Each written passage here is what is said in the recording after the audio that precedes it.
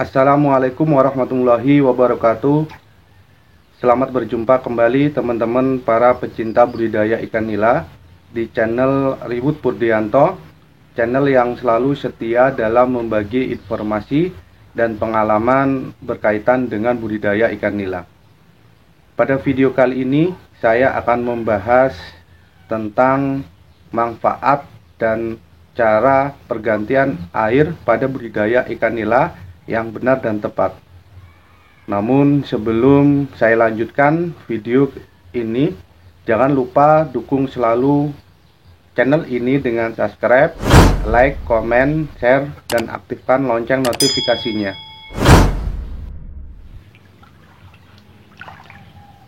Teman-teman, inilah keadaan kolam yang akan saya ganti airnya, dimana kolam ini sudah sekitar 4 minggu airnya belum saya ganti, dan terlihat sangat jelas kondisi airnya sangat keruh.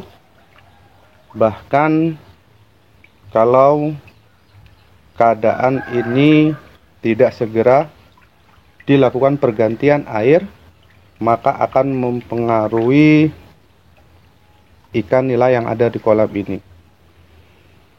Apalagi kolam ini adalah kolam yang tidak menggunakan alat penyuplai oksigen, baik aerator maupun pompa air, sehingga kualitas air harus terjaga dengan baik. Salah satu resiko dari budidaya ikan nila yang dilakukan secara air tenang adalah apabila kita telat atau bahkan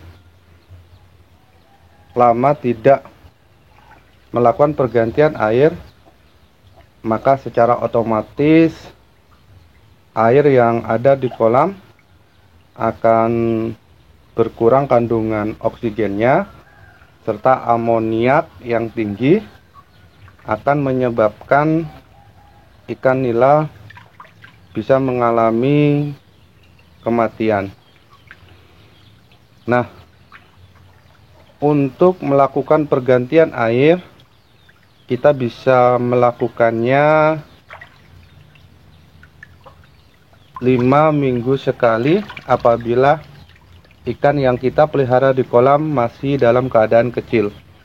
Tetapi kalau ikan nila yang kita pelihara sudah dalam keadaan besar, maka kita menggantinya 2 hingga 3 minggu sekali.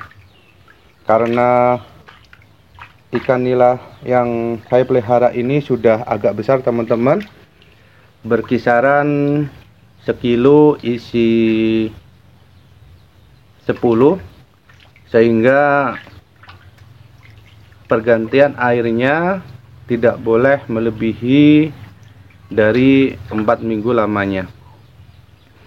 Ciri-ciri air yang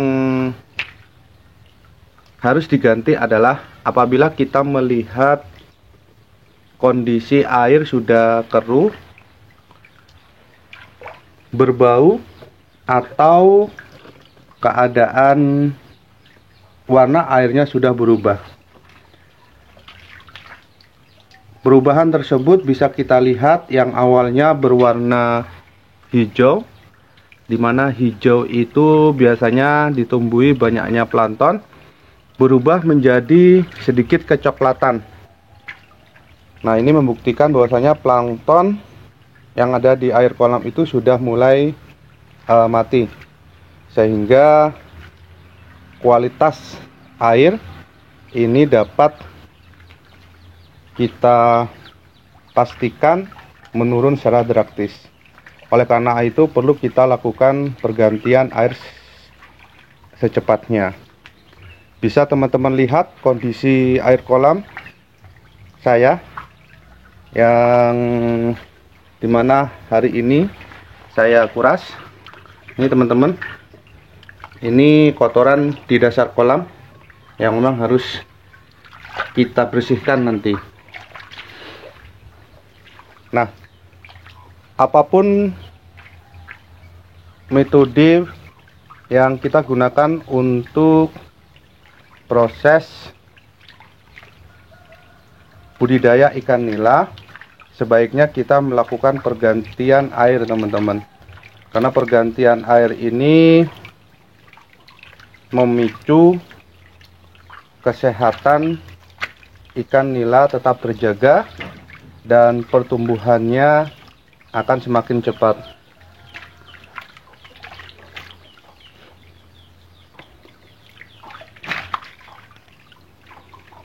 Untuk proses pergantian air sebaiknya kita lakukan pada pagi atau sore hari teman-teman, dimana matahari tidak dalam keadaan terik. Hal ini mencegah agar ikan nila yang ada di kolam yang kita kuras itu tidak mengalami stres teman-teman. Nah, terserah teman-teman mau melakukan pengurasan pagi atau sore hari, asalkan jangan pada saat matahari terik-teriknya teman-teman. Nah, untuk pergantian airnya bisa teman-teman ganti sepertiganya atau 90% dari air yang ada sebelumnya. Nah, ini tergantung dari kebiasaan kita dalam proses pergantian air teman-teman. Apabila dari kita memelihara anakan ikan nila, pergantian airnya sebanyak sepertiga, maka sebaiknya untuk pergantian air selanjutnya hingga panen ini sebaiknya kita ganti sebanyak sepertiga.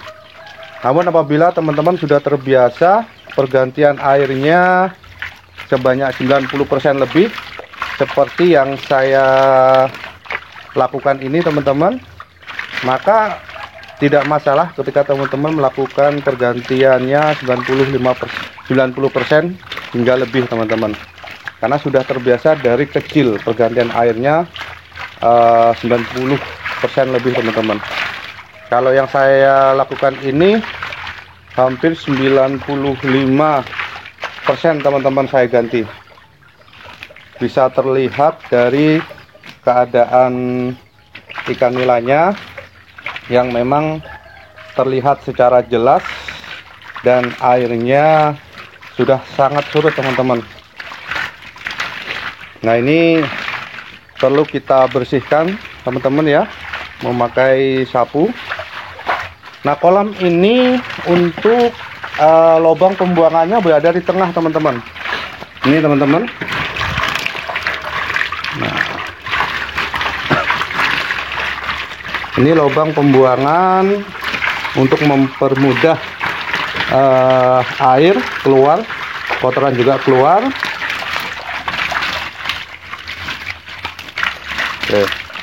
Nah, untuk kalau sudah seperti ini teman-teman, bisa kita segera memasukkan air dan menghilangkan kotoran yang ada di dasar kolam ini teman-teman. Air yang saya gunakan untuk mengisi kolam ini berasal dari air bor teman-teman, yang ada di sana itu saya alirkan ke sini, yang diangkat oleh pompa air ya teman-teman.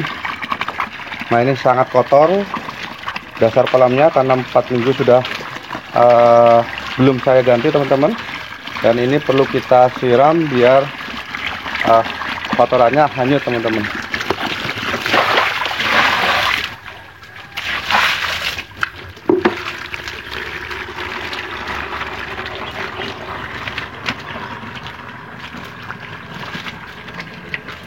Oke, kotor kali teman-teman.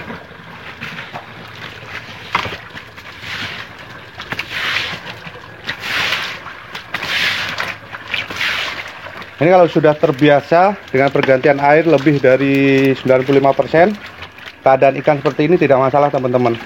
Tapi kalau tidak terbiasa dengan pergantian air sebanyak 90 hingga 95%, keadaan seperti ini sangat membahayakan teman-teman, karena ikan akan stres dan bisa mengakibatkan kematian. Karena sudah terbiasa tidak masalah teman-teman.